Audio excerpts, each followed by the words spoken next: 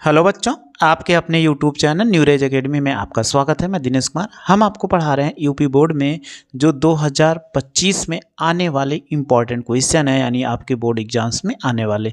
एक चीज़ और, आप चाहे यूपी बोर्ड से हो या बिहार बोर्ड से या किसी अदर बोर्ड से, कहीं से भी हो, ये आपके NCERT बुक के इम्पॉर्टेंट क्वेश्चन है। इसलिए मेरी वीडियो को जरूर देखिएगा ताकि आपको इम्पॉर्टेंट क्वेश्चन मिल जाए और आपके जो पेपर में आने वाले क्वेश्चन है इसी में से रहेंगे, ऐसे ही रहेंगे, ऐसा ही जैसा आपको हम बता रहे हैं, इससे अंतर नहीं हो सकता। तो आप मेरे साथ ऐसे पढ़ते रहिए और अच्छे से देखते रहिए वीडियो। क्वेश्चन अगर कोई डाउट हो तो उसको भी आप पूछ सकते हो कि कमेंट्स बॉक्स में मैसेज कर दें, हाँ सर NCERT का इस एक्सरसाइज का क्वेश्चन हमें नहीं आया, तो वो क्वेश्चन हम आपको जरूर से ज़रूर बता देंगे। तो आज हम पढ़ने जा रहे हैं अध्याय 3 है। तो अध्याय 3 क्या है? दो चर वाले रैखिक समीकरण युग्म। तो ये आप अच्छे से पढ़े ही होंगे। अब हमें क्या करना है, केवल इंपॉर्टेंट क्वेश्चन पढ़ना है। तो आइए इंपॉर्टेंट क्वेश्चन को पढ़ते हैं कि इंपॉर्टेंट क्वेश्चन है क्या। चलिए क्वेश्चन को पढ़ते हैं। क्वेश्चन लिखा हुआ है कि ग्राफ द्वारा जांच कीजिए कि समीकरण युग्म x + 3y = 6 और 2x - 3y = 12 कह रहा है संगत है। यदि ऐसा है तो उन्हें ग्राफ द्वारा हल कीजिए। तो आइए इस क्वेश्चन को हल करते हैं। तो हल करने का मेथड होता है, तो उसको कैसे हल करते हैं? तो सबसे पहले हम क्या करते हैं, समीकरण को लिख लेते हैं। तो जो समीकरण है उसको हम सबसे पहले क्या करें, लिख लेंगे। तो हमारे पास जो समीकरण दिख रहा है कि पहला नंबर क्वेश्चन है, समीकरण क्या लिखा हुआ है कि x + 3y = 6 और दूसरा समीकरण है कि 2x - 3y बराबर कितना है, ये 12 है। तो हमारे पास ये समीकरण दिख रहा है। अगर ये समीकरण दिख रहा है तो इसमें हम क्या कर सकते हैं, इस समीकरण को अब हमें ग्राफीय विधि से हल करना है। यानी किससे हल करना है? ग्राफ विधि से। ग्राफ विधि से हल। अगर इसको हल करना है तो सबसे पहले हम क्या करते हैं, एक्स वाई का मान ज्ञात करते हैं। तो एक्स वाई मान ज्ञात करने के, क्योंकि ग्राफ रेखा खींचेंगे तो एक रेखा खींचने के न्यूनतम 2 बिंदु चाहिए। चलिए तो बिंदु को कैसे ज्ञात करते हैं वो भी आपको हम बता देते हैं। तो देखो, बिंदु को ज्ञात करते समय आप ऐसे टेबल बना लीजिए। ये आपके लिए क्या बहुत बेनिफिट होगा और आसानी से आप क्या कर दो, आंसर को पा जाओगे। तो चलिए देखिए, सबसे पहले पहला समीकरण लिख रहे हैं। तो x + कितना, 3y = 6, ये लिख दीजिए। और फिर इसके बाद यहाँ x लिखो, यहाँ पर y लिखो और इस पे क्या लिख दीजिए, बिंदु लिख दीजिए। अब यहाँ पे देखिए, जब इसको निकालते तो इसमें दो वैल्यू, एक रेखा के हमें दो बिंदु निकालने होते, क्योंकि न्यूनतम एक रेखा खींचने के लिए हमें दो बिंदु चाहिए। तो अगर x = 0 रखो, यहाँ x = 0 रखेंगे तो ये 0 हो जाएगा। और 3 से 6 को भाग करोगे, 3 दूनी कितना, 6 हो जाएगा। अगर y = 0 मान लो, तो y = 0 मान लिया तो 3 शून्य शून्य 3 बचा, तो ये 3 से 0 हो गया, तो x बराबर कितना आ गया, ये 6 आ गया। तो आप देखिए पहला बिंदु कितना, 0, 2, पहले x की वैल्यू लिखी जाती है, बाद में y की वैल्यू। और ये कितना, 6, 0। तो ये हमारा पहला निकल के चला है, पहला समीकरण। अब ऐसे हम क्या करते हैं, दूसरा ज्ञात करते हैं कि जो हमारे पास दूसरा समीकरण दिया गया तो उनको भी ऐसे ज्ञात कर लेते हैं। तो चलिए इनको ज्ञात कर लेते हैं। ऐसे एक टेबल बना लें, क्योंकि बिना टेबल बनाए आपको नहीं आएगा। तो ये टेबल बना लीजिए। तो टेबल बहुत ही आसान है, बस आपको थोड़ा सा बनाने में मेहनत करना पड़ेगा। अब दूसरा समीकरण लिख दो। लिखा हुआ है 2x - 3y = कितना, 12 लिखा हुआ है। तो यहाँ x लिखो, फिर y लिखो और लास्ट में क्या लिख दीजिए कि बिंदु लिखिए। अगर x की वैल्यू 0 पुट करो, यहाँ x की वैल्यू 0, तो ये -3 और 3 चौक कितना, 12। लेकिन ये माइनस है तो उधर माइनस जाएगा, तो ये -4 हो जाएगा। अब y = 0 रख लो, तो ये 3 शून्य शून्य हो जाएगा, 2 छक्का कितना, 12। तो आपने वैल्यू देखा, 0 कामा कितना, -4 आ गया और 6, 0 आ गया। ये हमारे पास समीकरण आ गए। तो समीकरण के दो हल आ गए, यानी दो बिंदु इसके और दो बिंदु इन दोनों समीकरण के आ गए। तो अब इसमें क्या करो, ग्राफ बनाओ। तो ग्राफ बनाने के लिए हमें क्या होगा, पटरी की आवश्यकता होती है। तो अधिकतम बिंदु देखो कितना है, यहाँ पर 6 है और यहाँ पर 6 है, नेगेटिव चार्ज आ रहा है। तो इनको बनाने के लिए पेपर थोड़ा सा ऊपर कर लेते हैं। तो आप ऐसे ग्राफ को क्या कर आसानी से बनाएं। एक्स एक्सिस पे ज़्यादा जा नहीं, वाई एक्सिस पे ज़्यादा जा नहीं रहा है और एक्स एक्सिस से निगेटिव डायरेक्शन पे ज़्यादा जा नहीं रहा है, इसीलिए हम क्या करेंगे, बहुत ज़्यादा नहीं लेके जाएंगे। अगर इस पे देख लो, यहाँ पर रख देते हैं। चलो यहाँ पे रख दिए, ये बिंदु यहाँ पर रख दिए और यहाँ पर रखने के बाद इसके बाद फिर क्या कर दो, इसको ऐसे रेखा खींच दो। तो ऐसे हमने क्या कर दिया, इस रेखा को ऐसे खींच दिया। अगर ऐसे खींचते हैं तो ये रेखा देखो ऐसे निकल जाएगी सीधा। अब आपको ध्यान देना कि हमने इसे 7 पे रखा है तो हमें 6 का आना चाहिए। तो आप ऐसे एक एक सेमी पे निशान लगाते हुए चले जाओ ताकि आपके लिए बहुत आसान हो जाए, क्योंकि दूरी बराबर होगा तो ग्राफ अच्छा बनेगा। तो हमने एक एक सेमी पे ऐसे लगाते हुए चले गए और ये क्या x हो गया। और इधर भी लगाना चाहो तो 1 2 3, ज़्यादा ना लगाइए, कोई ज़्यादा हमें ज़रूरत नहीं है क्योंकि निगेटिव डायरेक्शन पे नहीं जा रहा। सेम ऐसे अगर इस पे भी रख लिए तो ये 4 पे रखे हैं तो देखो इधर जाएंगे तो ये 1 हो जाएगा और ये 2 होगा, ये 3 होगा। इधर जाएंगे तो 1 और 2 3 -4 ये हो जाएगा। तो दोनों का हमारा कैसा निकल के आ गया। अब चलिए वैल्यू पुट करते हैं तो ये 1 होगा, ये 2 हो जाएगा, ये 3 हो गया, ये 4, ये 5 6 7। आगे लिखना है तो लिख सकते हो। अगर निगेटिव डायरेक्शन तो -1 -2 -3। वाई एक्सिस पे चलेंगे तो 1 और ये 2 हो जाएगा और ये 3। फिर यहाँ पे आएंगे तो ये -1 -2 -3 -4, ये वाई डैश होगा और ये क्या वाई हो जाएगा और इसको लिख सकते हैं एक्स डैश लिख सकते हैं। तो सबसे पहला पॉइंट देखिए कितना 0, 2। अगर x की वैल्यू दी है, x की वैल्यू 0 है, y की वैल्यू दी गई है तो ये पॉइंट जो होगा यहाँ पे होगा, यानी 0, कितना 2 हो जाएगा। फिर देखो 6, 0, y की वैल्यू 0 है, x की वैल्यू 6 है तो यहाँ पर हो जाएगा 6, कितना 0 हो जाएगा। अगर ये 6, 0 हो गया तो अब पटरी से ऐसे मिला दीजिए इन दोनों को, जहाँ पर दोनों कट कर रहे हैं उनको पट्टी बिंदु रख दीजिए बिंदु पर, और इसके बाद क्या कर इसको ऐसे खींच दो। अब चाहो तो इसके ऊपर हम समीकरण भी लिख सकते हैं। ये किसका समीकरण x + 3y = 6 था। दूसरा समीकरण देखो 0, -4। अगर ये -4 है तो कहाँ पर मिलेगा, यहाँ पर मिल जाएगा, तो इसीलिए हमने नीचे खींचा है। और अगला कितना है देखो 6, 0 है तो 6, 0 कहाँ पे मिला, यहीं पे मिल गया। अगर 6, 0 मिल गया तो आप फिर पट्टी से उठा के खींच दीजिए। अगर फिर ऐसे खींचेंगे जहाँ जहाँ ये रेखाएं कट कर रही है वैसे आपको क्या करना है, यहाँ पे मिल रहा है बिंदु यहाँ पे, तो इसको ऐसे खींच दीजिए।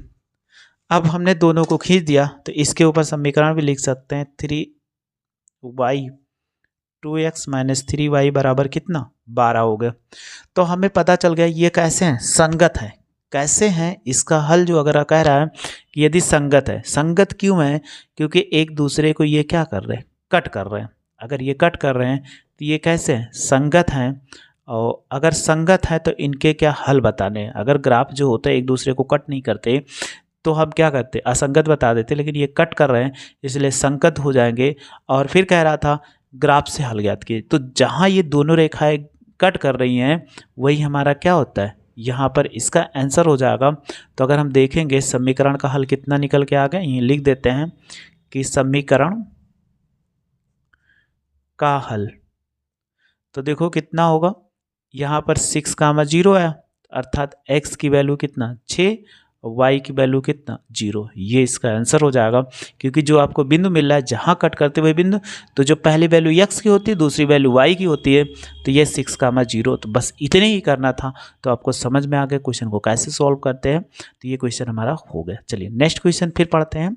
लिखा हुआ है अगले क्वेश्चन में, देखो कह रहा है कि अनुपातों a1/a2, b1/b2 और c1/c2 की तुलना कर ज्ञात कीजिए कि निम्न समीकरण युग्म द्वारा निरूपित रेखाएं एक बिंदु पर प्रतिच्छेद करती हैं, समांतर है अथवा संपाती। तो ये दिया गया है।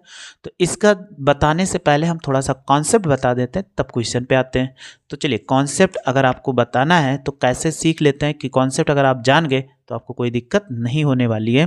तो चलिए समांतर होने का अगर आपको समीकरण मिल जाए, ऐसे रेखा, दो रेखा मिले a1x b1y और +c1 = 0, क्योंकि इसमें दो रेखा है a2x +b2y और +c2 = 0। अगर ये आ गया तो यहाँ क्या करिए, समान पद के गुणांक से तुलना कर लो। गुणांक से तुलना, अगर हम तुलना करते हैं तो देखो तुलना करने पर यहाँ x है यहाँ x है, तो यक्स का गुणांक यहाँ a1 है और तुलना करने का मतलब बटा होता है, और यहाँ यक्स का गुणांक कितना है a2 है। फिर देखो यहाँ y का गुणांक कितना है, बराबर लगाइएगा, प्लस नहीं। जब तुलना करेंगे तो यक्स के गुणांक यक्स के साथ, तो यक्स नहीं लिखते, फिर y का गुणांक b1 बटे b2 हो जाएगा, और इससे तुलना करेंगे c1 बाई c2। ठीक, ये हमारे पास तीनों कंडीशन मिल गए। अब तीन कंडीशन मिलने पर अब जहाँ जिस पे फॉलो करेंगे उसमें, तो सबसे पहला अगर परिच्छेद रेखा है, अगर आपसे पूछा जाए कि परिच्छेद रेखा है, तो परिच्छेद रेखा के लिए आप ध्यान देंगे केवल इतना कि a1 by a2 not equal to b1 by b2। इसका मतलब क्या होता है, ऐसे दो रेखा जा रही है, उसको एक दूसरे के कट, एक रेखा ऐसे चली गई तो यहाँ कट कर रही, तो ये क्या हो जाए, प्रतिच्छेद रेखा हो गई। दूसरा अगर हम निकालते हैं, कहा गया था संपाती, समांतर लिखा लेते पहले। अगर दूसरा निकालते हैं संपाती,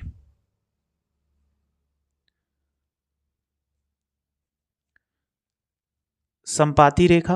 अब संपाती रेखा में क्या होगा कि कोई भी दी गई होगी वैल्यू, तो a1 बाई a2 बराबर b1 बाई b2 बराबर c1 बाई c2।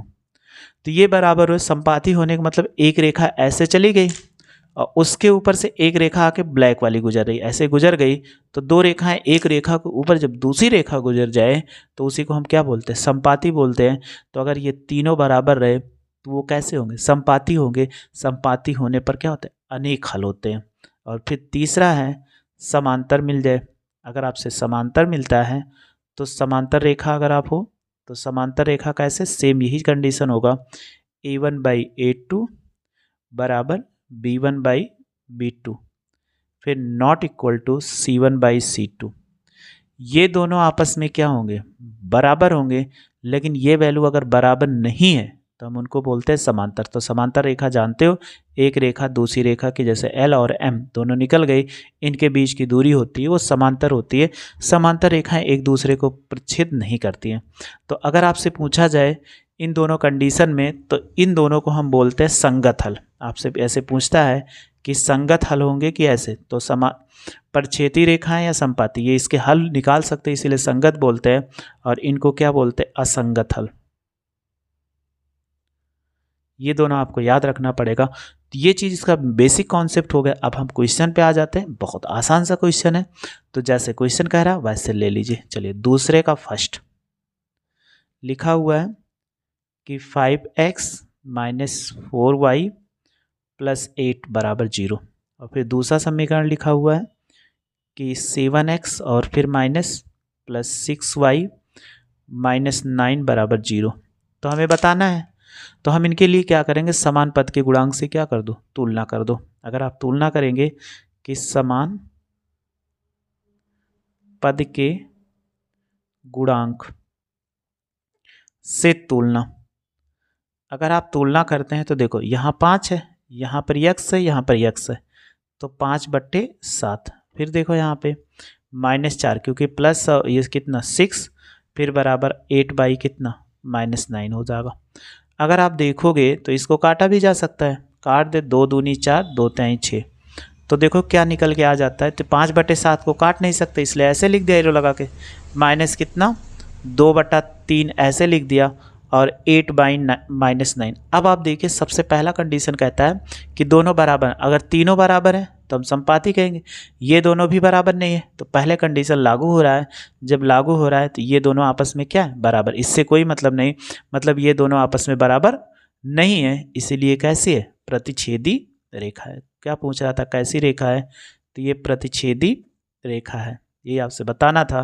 क्योंकि ये कैसी रेखा, अगर दोनों बराबर ना मिले तो पहले कंडीशन को फॉलो कर रहा है, तो हम इसको क्या बोल सकते हैं कि ये प्रतिच्छेदी रेखा है। देखिए ऐसे दूसरा क्वेश्चन है, क्या लिखा हुआ है, सेकंड नंबर लिख देते हैं। दूसरे का सेकंड है, लिखा हुआ है कि 9x प्लस 3y प्लस 12 बराबर 0 है। और दूसरा लिखा हुआ है 18x प्लस 6y प्लस 24 बराबर कितना 0। तो जैसे अभी तक हमने किया था, समान पद के गुणांक से तुलना कर लो। समान पद के गुणांक से तुलना। अगर हम तुलना करेंगे तो देखो यहाँ x है, यहाँ x है, तो ये 9 बटे कितना 18 बराबर, ये y है तो y का गुणांक कितना 3 है, और वहाँ y का गुणांक कितना 6, और फिर 12/24। क्या कटेंगे? अगर कटते हैं तो काट दीजिए।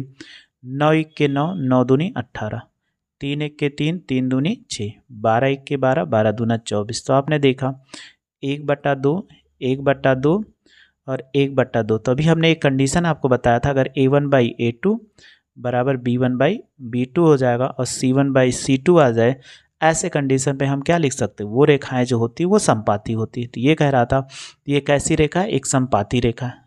तो हमें यही बताना था कि कैसी रेखा है, समपाती रेखा है। बस ये क्वेश्चन सॉल्व हो गए। तो इतने ही हमें करना था। तो सेकंड नंबर क्वेश्चन आपको आ गए होंगे अच्छे से। चलिए नेक्स्ट क्वेश्चन पे देखते हैं। अगला क्वेश्चन है 3 नंबर। एक आयताकार बाग जिसकी लंबाई चौड़ाई से 4 मीटर अधिक है का अर्ध परिमाप 36 मीटर है, तो बाग की बीमाएं ज्ञात कीजिए। तो चलिए इनको भी सॉल्व कर लेते हैं। तो जैसे कह रहा वैसे कह रहा लंबाई चौड़ाई से 4 मीटर अधिक है, तो हमें 2 वेरिएबल में, क्योंकि 2 चर हैं, तो आप मान लीजिए कि माना क्वेश्चन नंबर 3 है कि माना आयत की, आयताकार लिख दो, आयताकार बाग की लंबाई बराबर कितना x मीटर हो जाएगा, और चौड़ाई कितना मान ले, अगर 2 वेरिएबल लेना है तो चौड़ाई क्या मान लो, बराबर y मीटर। ये हो गया। अब प्रथम शर्त जो कह रहा है उसको ले लीजिए। प्रथम शर्त यानी पहला शर्त इन्होंने कहा कि लंबाई जो चौड़ाई से 4 मीटर अधिक है, तो लंबाई हम लिख दे रहे हैं डायरेक्ट शॉर्ट में ऐसे, लंबाई बराबर चौड़ाई। कह रहा है 4 मीटर अधिक है, अगर अधिक कहता है तो हम क्या कर देंगे, प्लस कर देंगे। तो लंबाई हमने कितना x माना था, चौड़ाई कितना y माना है, +4। एक इक्वेशन बन गया। अब छोड़ दीजिए इसको, आगे कुछ ना करिए। फिर कहा गया कि इसका अर्ध परिमाप कितना है, 36 है। तो कह रहा है आयताकार, आयताकार बाग का अर्ध परिमाप, अर्ध परिमाप ये कितना है, तो 36 मीटर दिया गया। तो अगर हम आयत का परिमाप आपको मालूम होगा, आयत का परिमाप, परिमाप कितना होता है आप जानते होंगे, 2 लंबाई प्लस चौड़ाई ये होता है। लेकिन अगर यहाँ अर्ध आ जाए, अर्ध आने का मतलब इसका आधा कर दो, 2 से भाग कर दो, तो ये कितना L+B हो जाएगा। तो हम डायरेक्ट इसमें लिख सकते हैं कि लंबाई प्लस क्या होगा, चौड़ाई होगी, क्योंकि 2 कट गया, तो चौड़ाई बराबर कितना 36। तो लंबाई देखो कितना x है, चौड़ाई कितना y है, बराबर 36। अब आप देखिए यहाँ से x का मान निकला हुआ है, तो हम हल कर रहे हैं विस्थापन विधि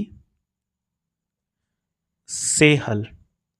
तब हम क्या करें, x का मान निकला हुआ है, इसमें रख दीजिए कि समीकरण 1 से x का मान, चाहे यहाँ 2 मान लो, समीकरण 2 में रखने पर, अगर इसमें 2 में रखते हैं तो कितना हो जाएगा, यहाँ x की वैल्यू लिखो, तो y+4, अब y और इक्वल कितना 36, y जोड़ो तो 2y, और 36 माइनस कितना 4, अगर 36 में से 4 घटा दीजिए तो कितना हो जाएगा 32, ये गुणे 2 में है तो इधर आएगा भाग में, काट दीजिए, 2 1 2 छक्का 12, तो y बराबर कितना आ गया 16 आ गया।